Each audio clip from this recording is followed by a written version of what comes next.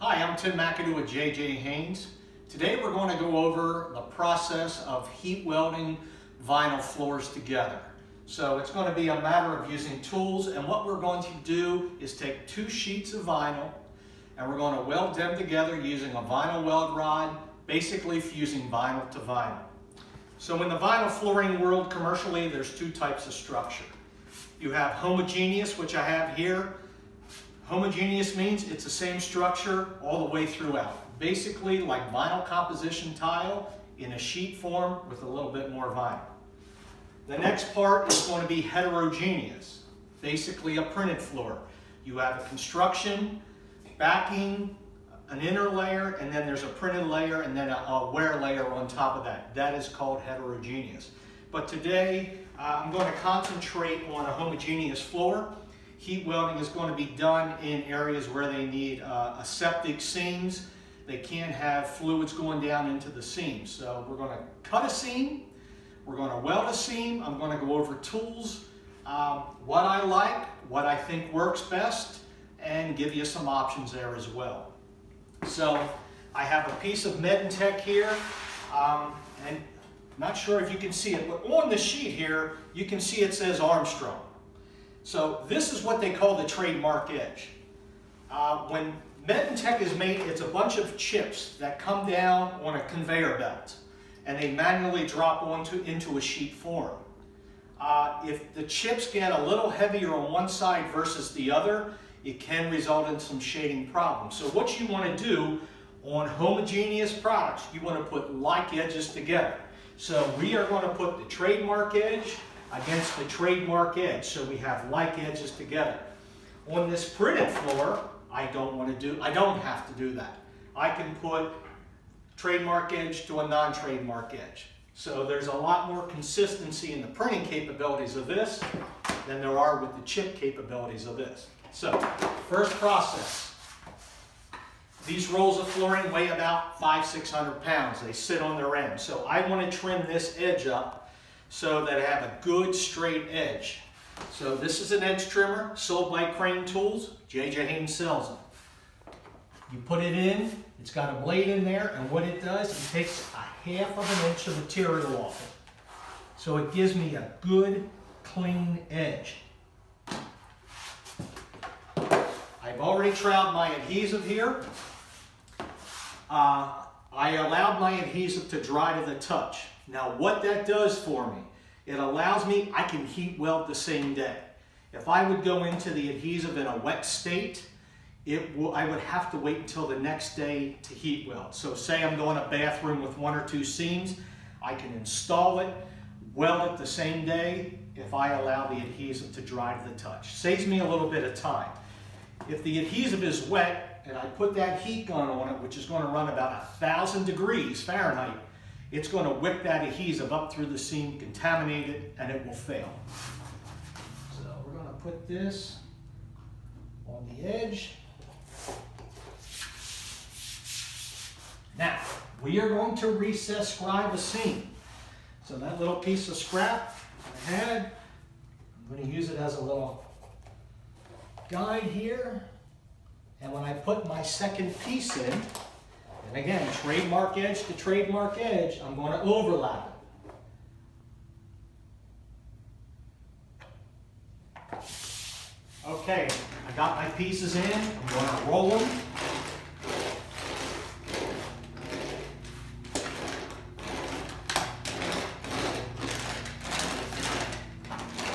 Now, in this demo, I'm using my little wall roller. Generally, I'm going to use a 100-pound roller. I want to get that seated into the adhesive. Now, I've got this trimmed, I've got this overlapped. The next step in the process is to cut the seam. These are what they call recess scribers. I have 3 different types here, there's many more out there. This is a bar scribe from Gunlock, works very well. This is probably my favorite, it's from Crane. It's big, it works great in my hand. This is another one from Crane. This used to be the old Armstrong scriber. Now, with heat welding, this will be the only time in your life you can cut an open seam with a gap and get away with it. So I am going to use my Armstrong scriber. So what I'm going to do, I stick it in the material here, the top piece that's overlapped, and it's going to ride against the edge that I just trimmed. Now before I do a 30-foot seam, I'm going to make sure that knife is properly set, it didn't shift on me.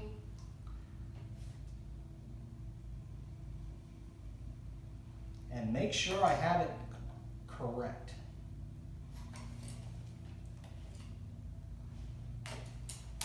So if you can see here, I got a slight gap. And the next step in the process, I'll explain why we're cutting a seam with a gap in it. So let me finish cutting this seam. And I'm a double scriber. I like to go through it twice just to make sure I have a good groove in there. And when you're pulling that scriber, you want to keep it parallel. You don't want to be turning it. You want to keep it right with the seam. Take my Stanley knife, let that knife do the cutting. And I want to keep that knife blade straight up and down. I don't want to be tilting it either way. Now you don't have to go through that all in one shot. I want to be steady here. Heat welding is all about consistency. It's cutting a consistent seam, consistent temperature, consistent process from start to finish. And then when I'm done there, I'm going to roll that seam. So that's recess scribing. Our next step now is going to be to groove it out. And there's all kinds of groovers here. This is a pull groover.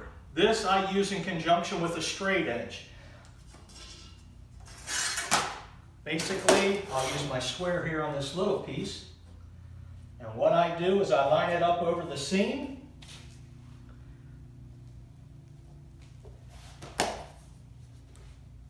And I cut down and I pull it down through. Now, I want to go about 2/3 the thickness of the material. I don't want to go down to the subfloor. If I get down to the subfloor, I got a big void. So when I weld here, I'll be welding completely around this groove. There I went all the way through. And this is really based on where you hold your hand.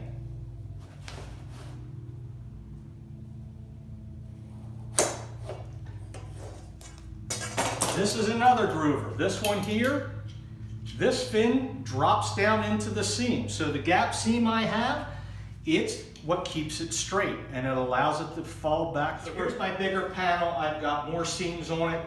I did yesterday. I troweled the adhesive, let it dry to the touch. Cut my seams with the recess scriber. Here's another groover. I don't like the electric groovers. Too big and a lot more money. This is the Taylor AccuTrack. This goes for about $500. So, and I know people are going to say it's a lot of money, but if I'm doing a large hospital and I've got 400 yards of material, I'm going to spend a lot of time using this pull groover itself. It's going to take me forever. My margin of error goes up.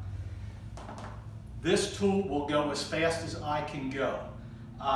It's got a cutter blade here. This little fin on the front is what drops down into the seam that I've left gapped. This little wheel, as it's grooving it, this drops in and it keeps me straight. When I get out to the front wall and I hit, I can turn around and there's a little cutter on the front, I can finish out. So if I have an electric groover, I gotta find electric in new construction, and it's only gonna go, it's a very slow, tedious process. And when I get to the wall, I'm probably going to have to use something like this to finish it out. So,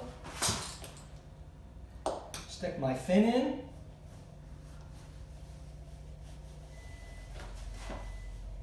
And there I go.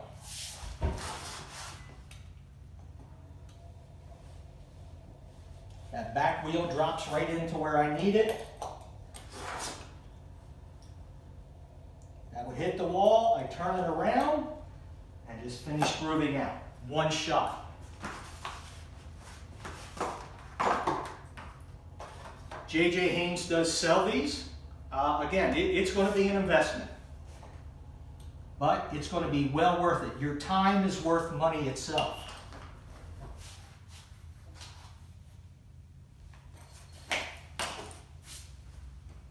Turn it around and just finish out that seam.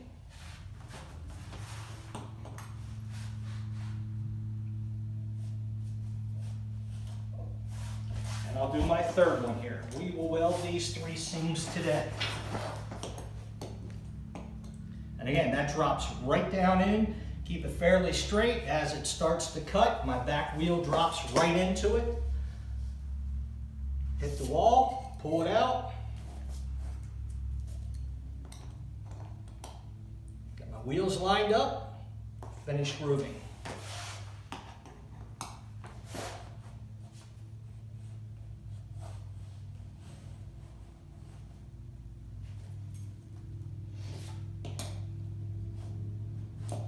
Okay, now, welding guns. Leicester is by far probably one of the best guns on the market you can get. This is a Leicester gun. It's going to go, the gun itself is probably going to go for about $600. Great gun, Cadillac of all the guns. Now I did find this gun on Amazon. It's by Nico, N-E-I-C-O. And if you look at the 2 guns, they're almost identical.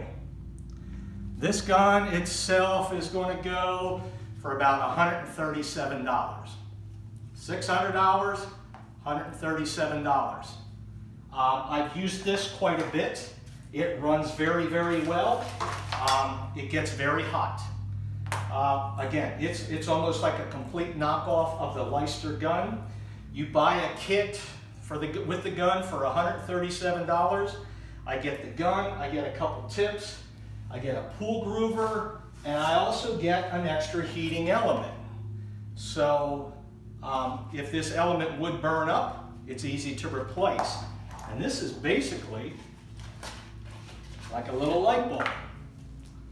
So what I do, I take these 4 screws off here, slide that head, pop that out, pop the new one right back in, which is right here, pop it right in, put the screws on and go. Generally these by themselves go for like $115. So for $137, I'm getting a pretty good bargain. Another gun that I really like when I do flash coving, taking the vinyl up the walls, this is the Hot Jet S. The nice thing about this, it is lightweight, it's small, it's compact. So when I'm welding inside and outside corners, it's a lot lighter. It also allows me to control both the temperature, the red button, and also the fan speed. So it allows me to slow the process down. Allows me to be in a little bit more control. When I use these guns, and you'll hear them, they're going to run just full out. I have no control over it. All right, so I'm going to take a break here. I'm going to warm these up, and I'll be back, and we'll start welding these. All right, we're back. I've got my gun running. I turned it up. And on the gun, there's an on-off switch, and there's a dial that goes from 1 to 9. So you hit the on switch, turn it up. I have it on 6 right now to heat up. You warm these guns up, you cool them down. It saves the elements. That Leicester gun that I showed you earlier, I think I've replaced the element in that once in 7-8 years. So they will last. You take care of the gun, it will last. Electricity, something very important. These guns, again, they're drawing a lot of amperage, running at about 1,000 degrees Fahrenheit. Get a good heavy-duty cord. This is a 12-gauge cord. And I'll be honest, I buy my cords at Harbor Freight. You can't beat the price. They work very well. 14 gauge is also sufficient. If you've got to run long distances, you may hear your gun cycling, revving. It's not getting enough amperage. You're not going to get enough heat. So keep that in mind. Now, welding nozzles, tips. There's a couple here. This is a speed nozzle. So what I'm looking for is where it's going to put my heat. And you can see on this one here, very narrow. And I got this from Turbo Heat Welding Tools. I can use this tip for flash coving, flat lay welding. These little holes here, it's directing the heat right into my seam. So it's putting it right where I need it. Same thing with this. It's got a narrow preheat. Versus this guy, that's a lot more wide open. And on these vinyl floors today, the vinyl, when it gets warm, it expands. Well, on top of this vinyl flooring is a very hard urethane coating. So the vinyl is expanding when it's hot, contracting right away as you move away, and that hard coating on top of it is trying to flex with it. Doesn't move like the substrate underneath it, the vinyl flooring. And what you'll get is like an orange peel cracking effect on that flooring. It hasn't hurt the coating, but you're going to see like a crackling edge across that seam. This is another one tip that I like. This is probably one of my most favorite. The WDD 722 from Winkleman Tools, Buffalo, New York. Now I have this on the gun, that's why I'm holding it with pliers. Again, very narrow preheat right down here at the base, as you can see here. So it's directing my heat right in here. This detail nozzle from Turbo Heat Welding Tools, also an excellent, excellent tool. These are probably my two favorite nozzles that I use. And then after we're done here, if you're doing a lot of big, long seams, I'm going to show you another option. This is by Turbo Tools. It's the universal nozzle. This nozzle costs $500. And people are going to say, wow, that's a ton of money. But you're going to see at the end here, this nozzle will allow me to go 2.5, 3 times faster than I can with any of these nozzles. It also comes with a little cradle, so if I'm going long seams, this is going to ride, this goes in the seam, all I'm doing is pulling this down. The great thing about this nozzle is the preheats. I've got preheats up front, so it's heating the weld rod, and then these little jets down on the bottom, they are heating the groove as I go. So it's a matter of me just pulling it as fast as I can down the seam. Again, it's going to allow me to go 3-4 times faster than I can with these other nozzles. Plus, I'm going to be in a lot more control. I'm not holding the gun. I'm just dragging it backwards. After about 25 feet, these guns get pretty heavy, so you have to be careful. So, I'm going to put my nozzle on. You can see the front here, how it's tipped down.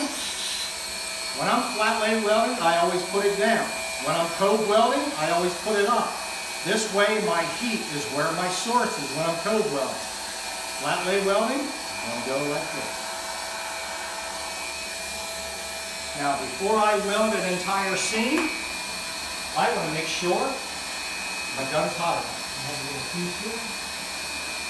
So I got a practice piece here. And what you want to do, I'm going to stick the rod down through this hole. I like to bring it out and grab it. And then I can basically tack it right where I need to.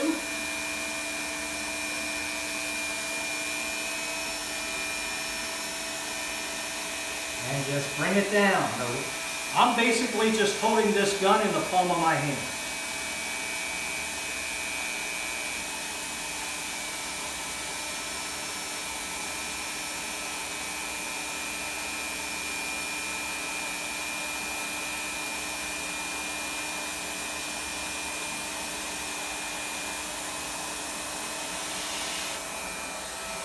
And then just pull it out. I'm actually going to turn it up just a hair. Right now I'm running on about 5 on this gun. Something I like to do before I weld, after every seam, clean it out. Take a wire brush. I don't want to put contamination back into that seam. So I'm going to get this guy out of the way, and I'll demonstrate these tips here for you as we go. I pre-cut my weld rod. And then I'll show you some another weld rod that's out on the market. So, before I put my weld rod in, I get down to where I'm working. I don't want to be up here. I want to be right down to where I'm going because it's hot. Bring it out, I can tack it.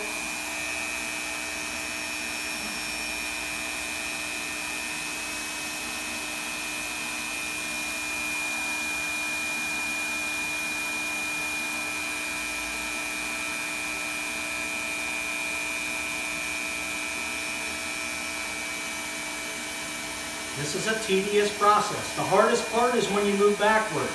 You don't want to move and have your gun leave the floor. And again, my gun is straight with my seam. I don't want to be cocking it. I want it straight up and down. If I cock it, I'm putting a lot of heat on one side versus the other.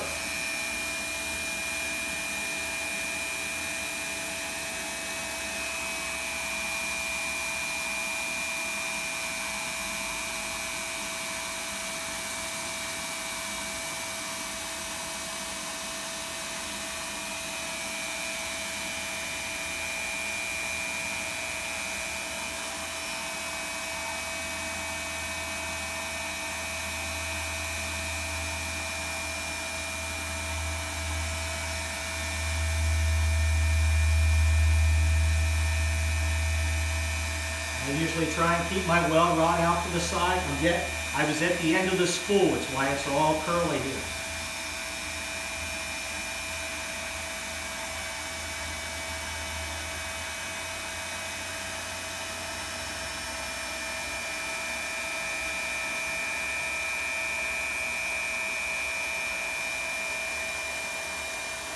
Now on my next seam, I'll show you. You generally can't weld wall to wall. You're going to have to start, stop, groove it, and turn around, which I will do on my next one. Once that gun gets back here, I start losing control of it. If there's a wall, my gun hits it.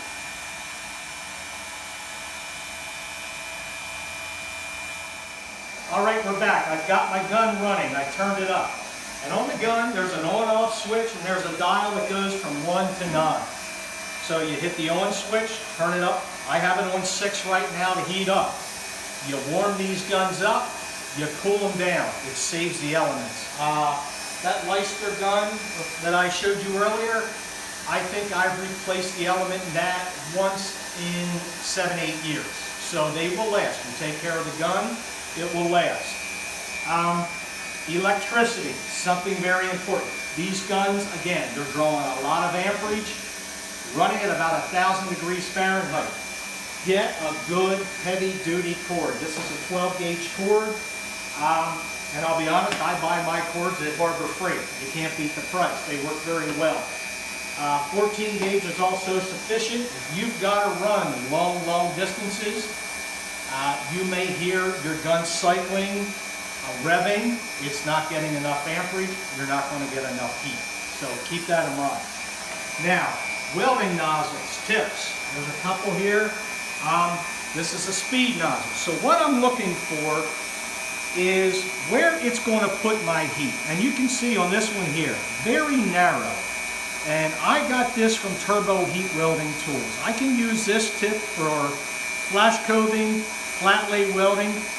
These little holes here, it's directing the heat right into my seam. So it's putting it right where I need it. Same thing with this. It's got a narrow preheat. Versus this guy, that's a lot more wide open.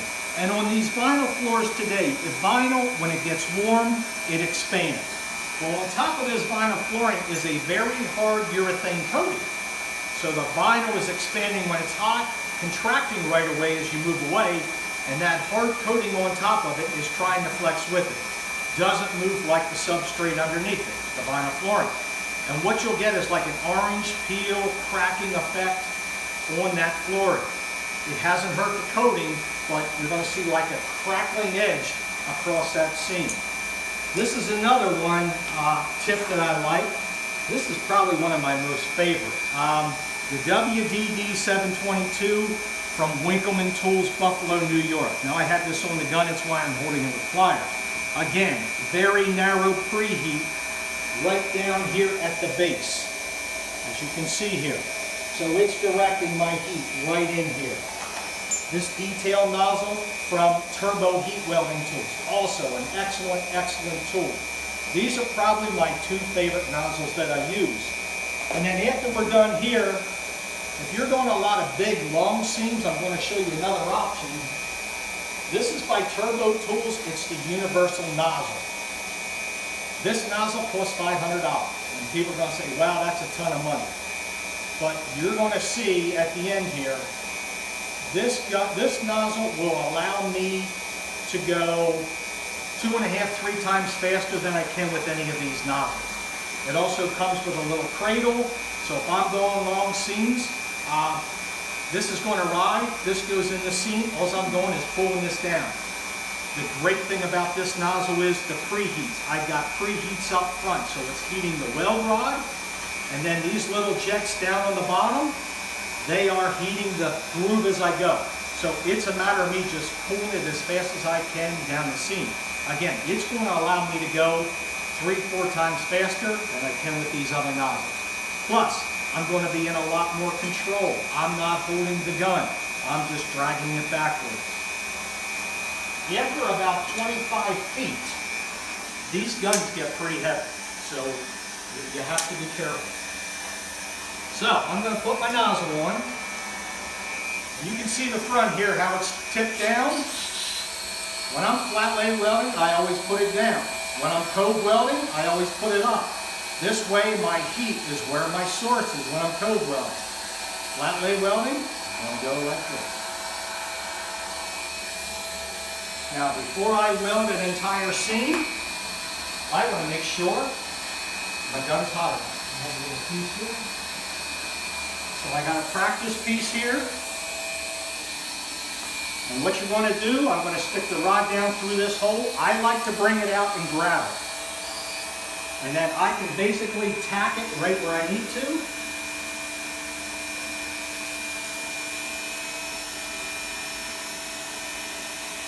And just bring it down.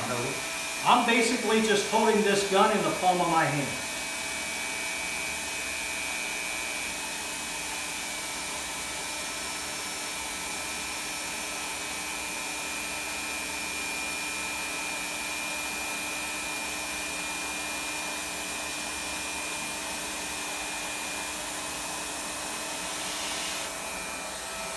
And then just pull it out. I'm actually going to turn it up just a hair. Right now I'm running on about 5 on this gun. Something I like to do before I weld, after every seam, clean it out. Take a wire brush. I don't want to put contamination back into that. Weld rods. There's a couple different types here. This is what they call the solid weld rod. It's one color. It's an extruded product. It melts very, very nice. A lot of manufacturers have what they call camouflage or pattern weld rods. I am not a huge fan of these. They melt differently. They work differently. If I'm doing flash coving and it calls for a pattern weld rod, I'm probably going to change the spec because it is such a tedious and hard process, and now this weld rod is going to burn and melt so much differently. It has chunks of material in it, sort of like the pattern. It's pressed together. It just melts a lot differently than the vinyl weld rod. So we're going to use a vinyl weld rod here. I'm going to use brown in this whitish floor to show you how it fuses together. So when I start, I don't want to start up here. I'm going to start down here. You're going to put the weld rod through that little hole. I like to grab it, I like to tack it, and then start. Now I'm basically just holding this gun in the palm of my hand and bringing it down through. I don't want to be turning it sideways, or I'm going to direct heat on one side more than the other. The other side with lesser heat will probably open up as time goes on. The hardest part is going to be moving back. Plant your hand, just push your body back. You can't dwell. If I dwell, I'm going to burn.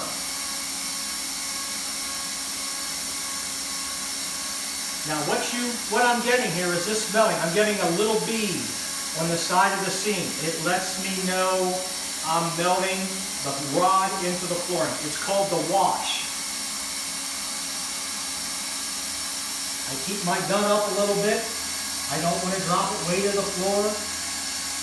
It will melt differently. Now on my next seam, I'm going to show you how to start and stop. If there was a wall, my gun would stop right here. I couldn't go all the way out through. And I will show you how to make a ramp and start up and go back the other way on my next seam.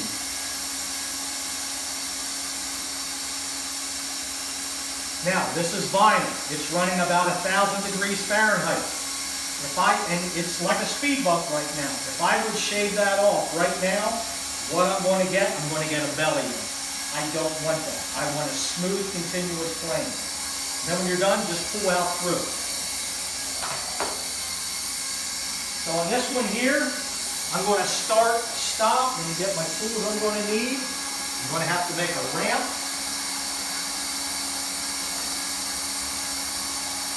And my tool.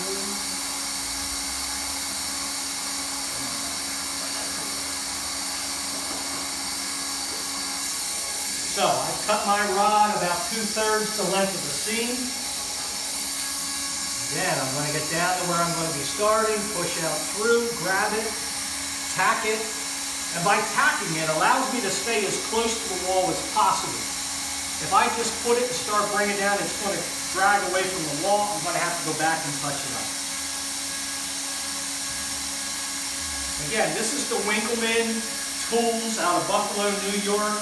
WDD 722. Very nice nozzle. Universal. Again, flash coving, flat lay welding. I get the 5mm. It works with 4mm rod, 5mm rod.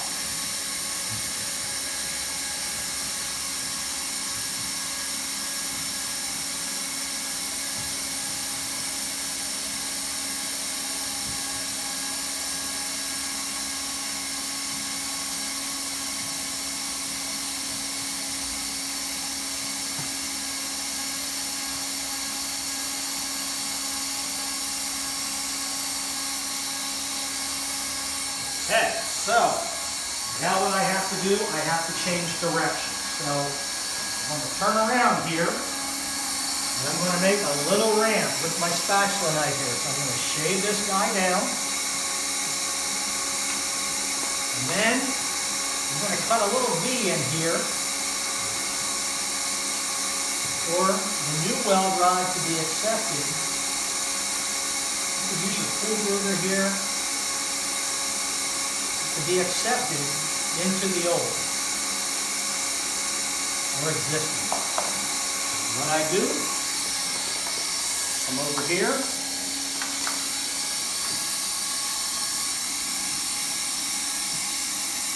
grab, tack,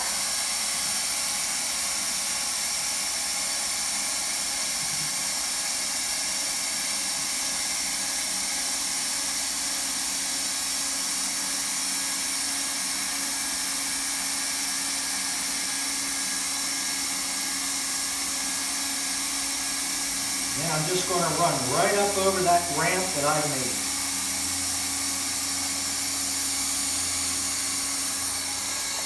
All right, now I want to use a different nozzle on this other seam. Now, these nozzles are very hot. That's why I'm using a pair of pliers. This whole body in here is really hot. Again, this is a detail nozzle from Turbo Heat Welding Tools. Leo Martinez. Gentleman makes fantastic tools. Again, I can use this for cove welding, flat lay welding. Leo also makes a connection here. This head, it turns sideways. So if I'm going under cabinets, it allows me to work sideways.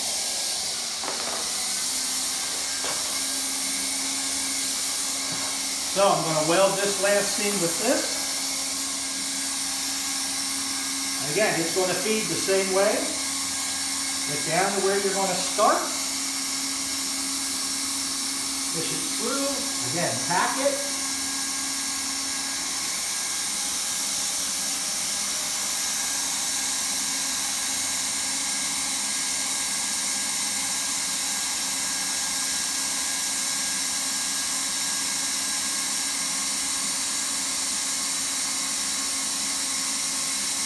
probably run a little hotter with this nozzle.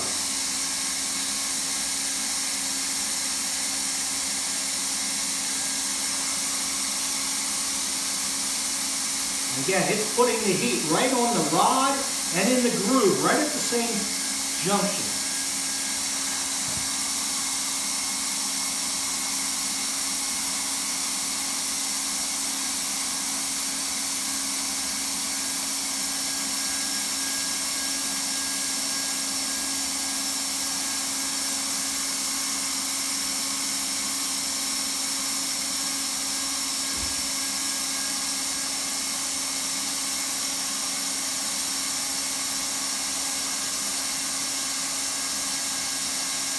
Again, this nozzle is $300, very versatile, it works. Comes with a lot of tools I can add to it to make it even more versatile. If you go cheap on heat welding tools, it's going to cost you more in the long run.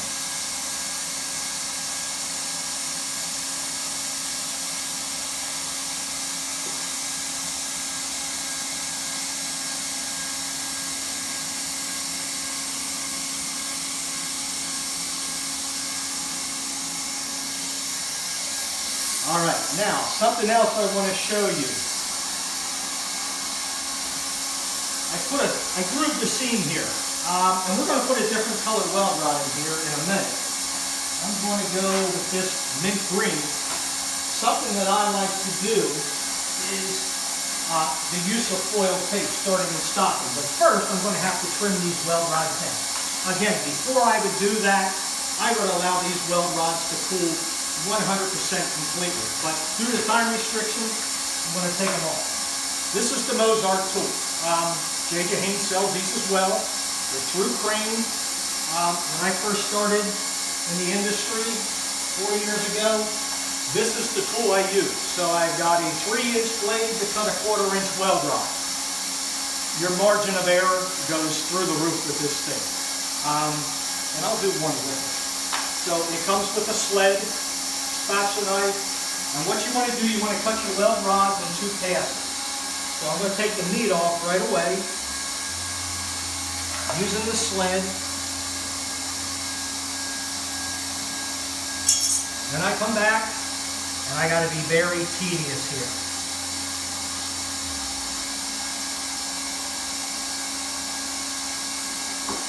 Now these knives you only sharpen on one side, or they will dig right down into your material. Now when I start and stop, I never move my knife. I don't chop at it, one continuous pass. Now the reason I chose brown rod in this white floor was so that I could show you how we're fused together. If you look closely here, you can see where the brown has melted into the white floor. I have fusion. That's what you want. We've sealed that seam up. Bodily fluids, blood cannot get in there. Now, the newest Scotland tool, again, it's called the Mozart. It does it in 2 steps. Push this in, and it's going to give me my first pass. And it goes pretty fast. I don't have to worry about gouging it out. You can see on a splice where we spliced it together, it's holding up. Now, when I want to do my final pass, I just pull this. Now, this only cuts the thickness of the weld rod. Rather, that's cutting, I got a 3-inch blade. This sharp part is only the thickness of the blade. Push down, the blade flexes, and voila, it cuts it off.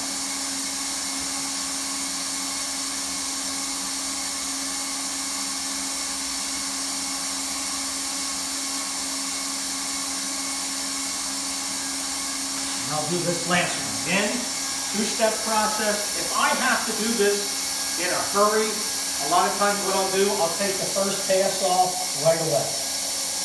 Get as much of that heat and meat of that weld rod off. Then I'll take a wet, cold rag and I'll run that across the seam a couple times.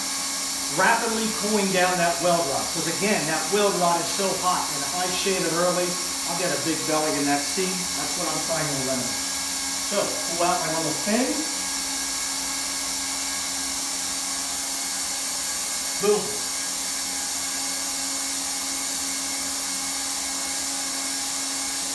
Right, now, we talked about the floor has a urethane coating on it.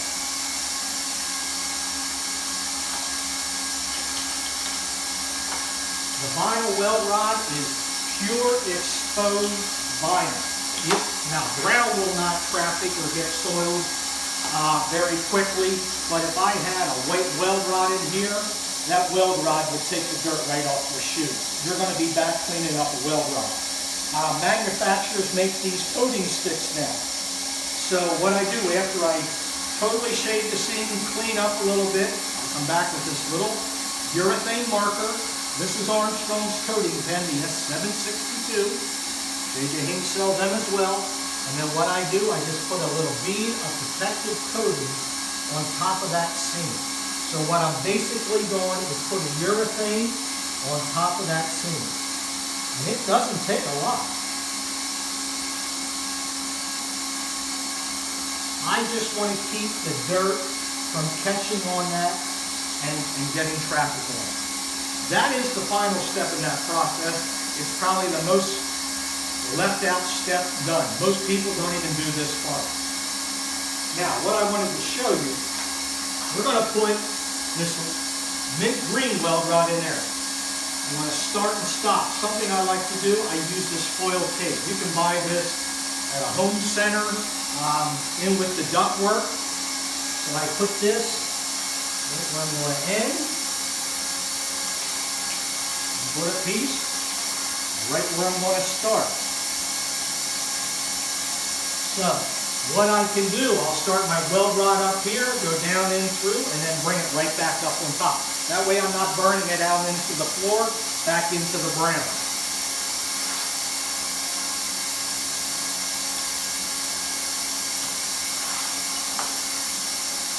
I'm going to switch my over to this. How to do this?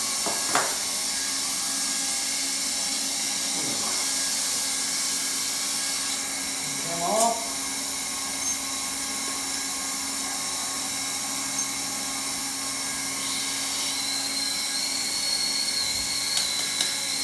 Give my nozzle a good clean. Again, I'm using a lighter weld rod. I want to be perfect. Clean my area, clean my seam out. Get my weld rod down in here. Start up here.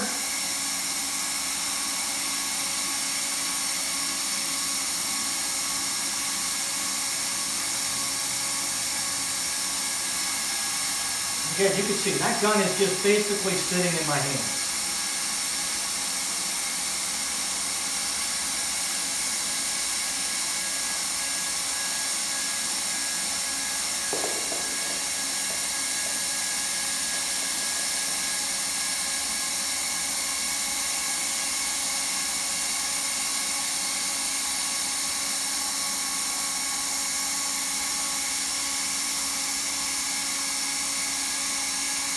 Again, consistency, slow, tedious. I'm just going to touch this guy with the hair right here.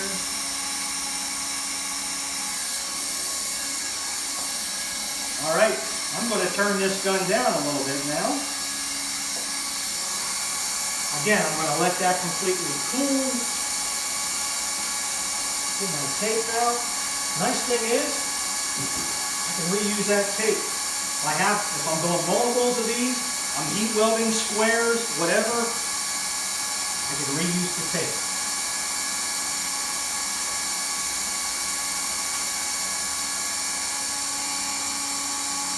Again, we're doing this very, very quickly. I should let it cool completely.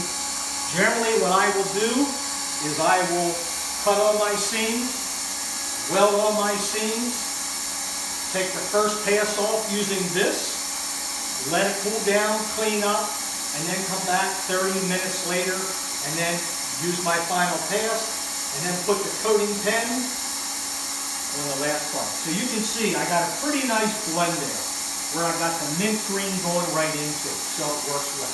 All right, we're going to take one more break, then I'm going to come back and I'm going to show you the use of the universal turbo nozzle, how much faster that is. So I'll be right back. And again, this is the universal turbo nozzle from Turbo Heat Welding Tools. This whole setup right here, I have the Nico done. That was $130 some. Turbo nozzle was $500. This was $175, and people are going to flip out about that. But I'm going to tell you what, when you see the speed of this and how good it does, especially if you're doing long seams. Again, it's heating the weld rod as it's passing through, and it's also heating the groove as I'm going down through the seam. And again, this cat, so I'm going to get, right where I'm going to start, push out through, drop. Now I got my gun at full speed. It's up at 10. And this is an 8-foot long seam. Now you saw me welding the 4-foot seam earlier. Again, I can go about 3 times as fast.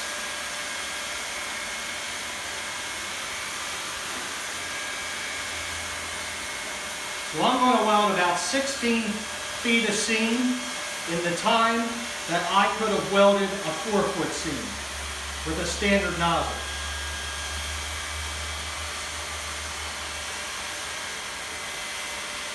Pull that out, my cord's hanging up on my board down there. I'm going to do another one. Again, I'm going to get it set, put that little wheel in the back of this roller guide right in where I grooved out.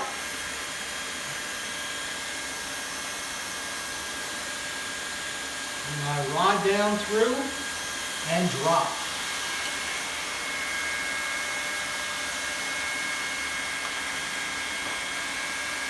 You can see where I dwell a little bit. I'm trying to watch my cord here. I got hanging up on my board. I'm just pulling that gun backward. It's doing all the work. You have a lot of lengthy seams. This is going to pay for itself. An automatic welder that could do the same thing is going to go for $2,400 easy.